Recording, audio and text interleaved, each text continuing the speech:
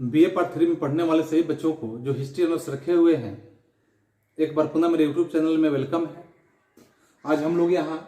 5वें पेपर के तहत अध्याय 6 में अध्ययन कर रहे हैं कि अध्याय 6 में जैसे 1857 ईस्वी तक भारत में अंग्रेजी साम्राज्य का विस्तार और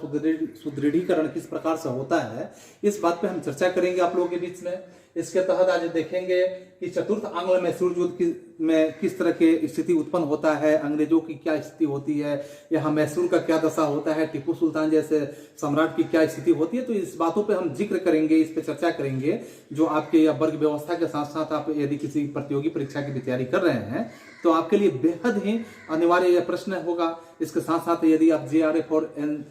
NET यानी कि JRF और नेट का प्रयोग कर रहे हैं, नेट का परीक्षा की तैयारी कर रहे हैं, तो आपके लिए काफी ही बेहद लाभदायक क्वेश्चन इसमें के हो सकते हैं। इसमें के हर एक बातों को आप ध्यानपूर्वक समझने का प्रयास करें। तो देखें, हम चतुर्थ आंग्ल मैसूर युद्ध में जो यह समय होता है 1799 ईस्वी से लेकर 1799 ईस्वी के बीच में ही होता है, जो कि एक खास महीना होता है कि फरवरी महीने से लेकर मई महीने के बीच में यह युद्ध समाप्त हो जाता है। यानी 1799 ईस्वी में फरवरी 1799 से लेकर यहाँ मई 1799 के बीच में यह युद्ध समाप्त हो जाता है। इस युद्ध में कई तरह के उथल पुथल होते हैं, अंग्रेजों का प्रभुत्व जो होता है कितना मजबूत हो जाता है, इस पे हम चर्चा करेंगे आपके बीच में। जैसे ब्लेजली जो है यहाँ के गवर्नर जनरल के रूप में टीपू के विरुद्ध में युद्ध की जो तैयारी का आदेश दे देते हैं, तो तैयारी का आदेश देने का मतलब है कि युद्ध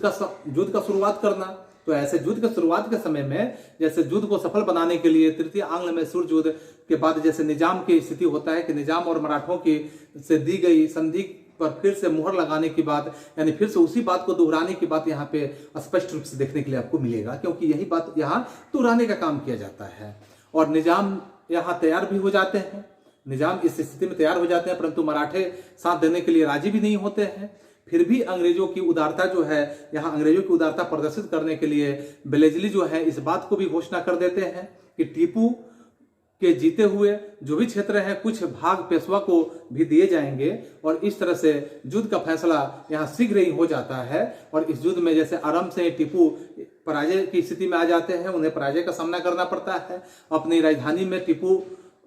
बहादुरी के साथ युद्ध करते हुए वीरगति को प्राप्त करते हैं, अर्थात उन्हें मारा जाता है और मैसूर पर अंग्रेजों का अधिकार हो जाता है। इस प्रकार से 33 वर्ष के जो अगर कहा जाए 33 वर्ष पूर्व मैसूर ने जिस मुस्लिम शक्ति का उदय किया हुआ था, जिस मुस्लिम शक्ति का उदय यहाँ पे हुआ था, केवल उसका अंत ही नहीं हुआ, आंग्ल मैसूर युद्ध में कर्नाटक का भी अगर कहा जाए तो ये अंत हो गया। अब फिर आंग्ल मैसूर युद्ध के माध्यम से, चतुर्थ युद्ध के माध्यम से या कर्नाटक का अंत कैसे होता है, तो सबसे पहले हम देखेंगे मैसूर का बंटवारा किस तरह से होता है। तो बंटवारा की स्थिति में मैसूर का ही यहाँ नक्शा बदल जाता है, क्योंकि टीपू के पतन के साथ ही ब्रिटिश जो शक्ति है इसके विनाश के भय का अंत हो जाता है। और मैसूर जो 30 वर्षों से अगर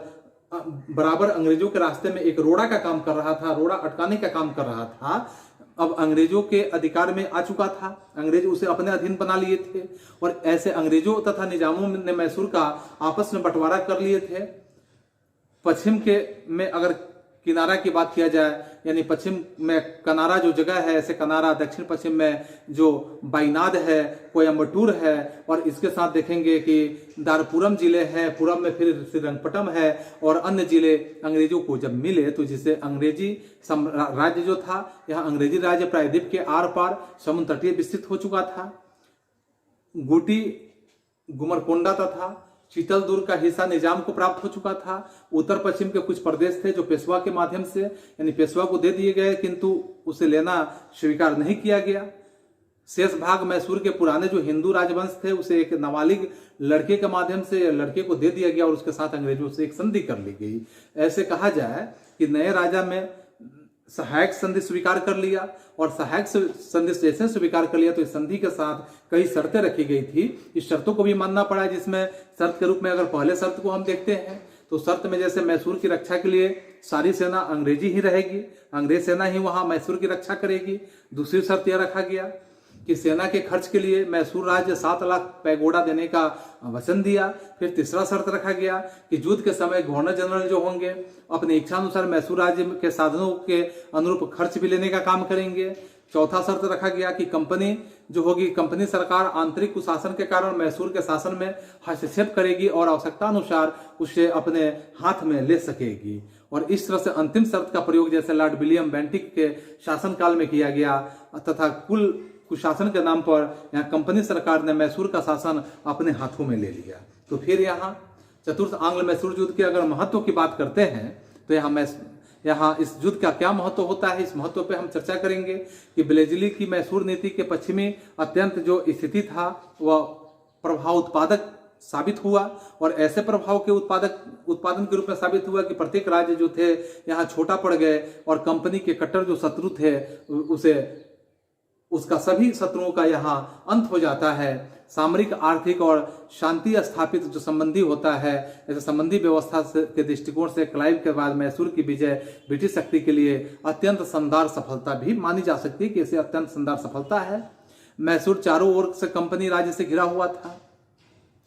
ब्लेजली ने अपनी व्यवस्था के संबंध में स्वयं लॉर्ड जो ग्रेनविल को एक बात लिखा था, यह घटना वास्तव में चमत्कारपूर्ण, यशस्वी और मेरे बड़े भाई बड़ी से बड़ी आशापूर्ण संभावनाओं से वास्तविक रूप से अधिक लाभदायक भी है, इस बात को यहाँ कहा गया था। तो इस तरह से ब्लेजली की मैसूर नीति की कंपनी जो थी, मैसूर नीति से कंपनी को महत्वपूर्ण लाभ भी हुए। कंपनी के साम्राज्य, शक्ति तथा प्रतिष्ठा में अगर कहा जाए तो 4 चांद लग गया और इतना उसके प्रतिष्ठा में वृद्धि हुई कि 1800 ईस्वी में निजाम ने मैसूर के अपने क्षेत्र को कंपनी के सुपुर्द कर दिया और साथ साथ कंपनी की आय भी बढ़ गई और इसके साथ देखा जाए मैसूर तथा मद्रास के बीच में व्यापार स्वतंत्र रूप से होने लगा। अब कंपनी के हाथों में, कंपनी को फ्रांसीसियों से किसी भी प्रकार का कोई भय नहीं था। और अगर कहा जाए कि एक इतिहासकार डीन हटन के शब्दों में हम बातों को रखते हैं तो हम समझ सकते हैं कि सामरिक, आर्थिक, शांति व्यवस्था संबंधी व्यवस्था के दृष्टिकोण से क्लाइव के बाद मैसूर की विजय ब्रिटिश साम्राज्य के लिए, ब्रिटिश राज्य के लिए अत्यंत शानदार एक सफलता मानी जाए, तो इसमें कहीं शक नहीं है। तो इस तरह से टीपू के विनाश को इंग्लैंड और भारत में एक बड़ा महत्व मिला। दोनों देशों के जो गिरजाघर थे इसके लिए ईश्वर को विशेष धन्यवाद भी दिया गया।